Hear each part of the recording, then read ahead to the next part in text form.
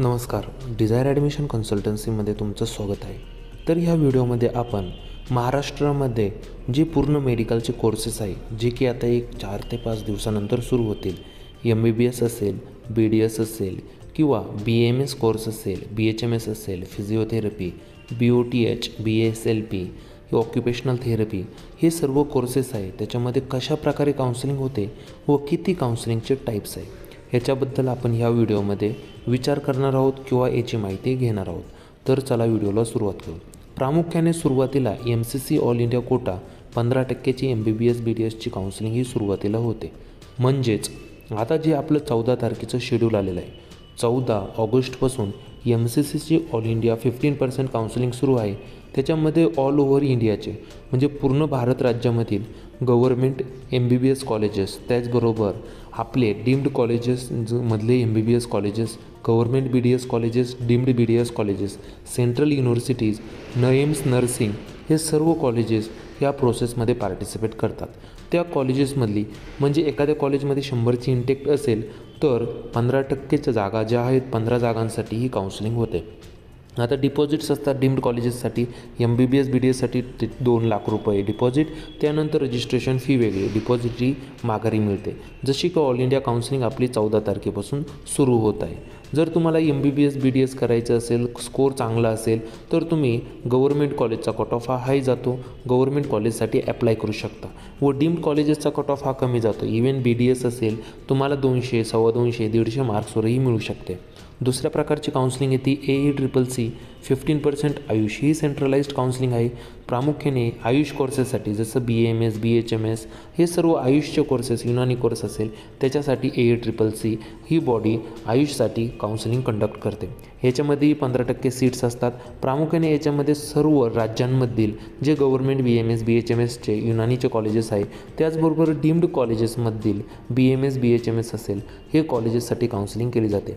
आता 15% 100% deemed कॉलेजेसच्या seats आपल्याला AECCC 15% Ayush काउन्सिलिंगमध्ये पाहण्यास मिळतात. त्याचबरोबर सेंट्रलाइज्ड जे कॉलेजेस आहेत त्यांचीही प्रोसेस AECCCद्वारे केली जाते. डीम्ड कॉलेजमध्ये 50,000 सिक्युरिटी डिपॉझिट जे की आपल्याला रिफंडेबल असतं व 5,000 रुपये सिक्युरिटी डिपॉझिट आपल्याला पे करायची गरज असते. और सेंट्रलाइज्ड कॉलेज म्हणजे सेंट्रल युनिव्हर्सिटी असतील त्याचीही काउन्सिलिंग आयुषसाठी AECCC ही कंडक्ट करते.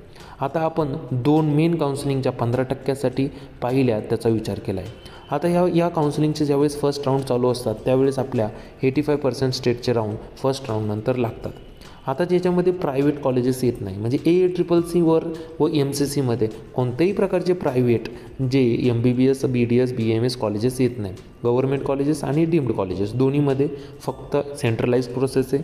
एवढं लक्षात ठेवा. 15% ऑल इंडिया कोटा MCC AECCCमध्ये फक्त गव्हर्मेंट कॉलेजेस आणि डीम्ड कॉलेजेस येतात.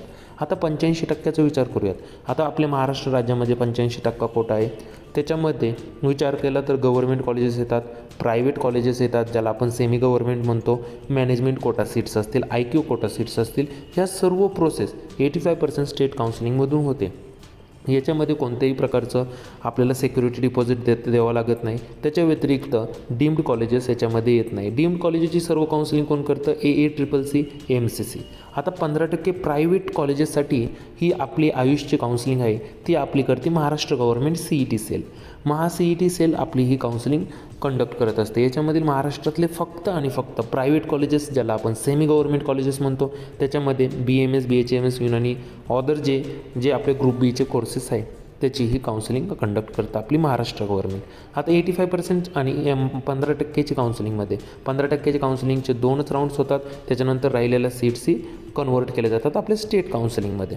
आता अदर स्टेटच्या काउन्सिलिंगचा विचार केला तर MPची स्टेटची काउन्सिलिंग आपल्या महाराष्ट्र स्टेट काउन्सिलिंगनंतर 1-1.5 महिन्यांनी सुरू होते. ती ओपन स्टेट आहे. आपण त्यांच्या 85%मध्येही अप्लाय करू शकतो, 15%मध्येही अप्लाय करू शकतो.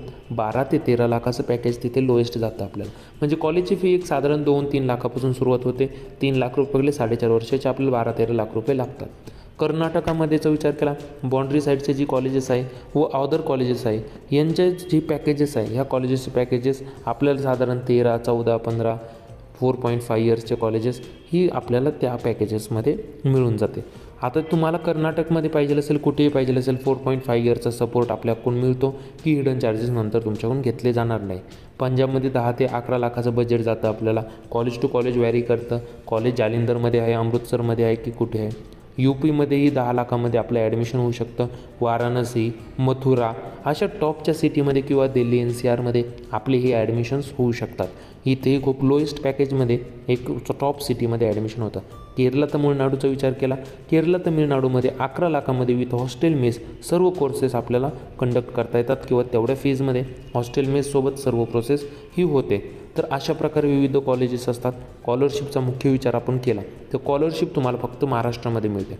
जी गव्हर्नमेंट MHADBTची स्कॉलरशिप आहे, विविध स्कीम आहे, पंजाबराव देशमुख असेल, MHADBT असेल, अदर ज्या गव्हर्नमेंटच्या स्कीम्स असतील त्या फक्त महाराष्ट्रातल्या कॉलेजेससाठी ॲप्लाय आहे.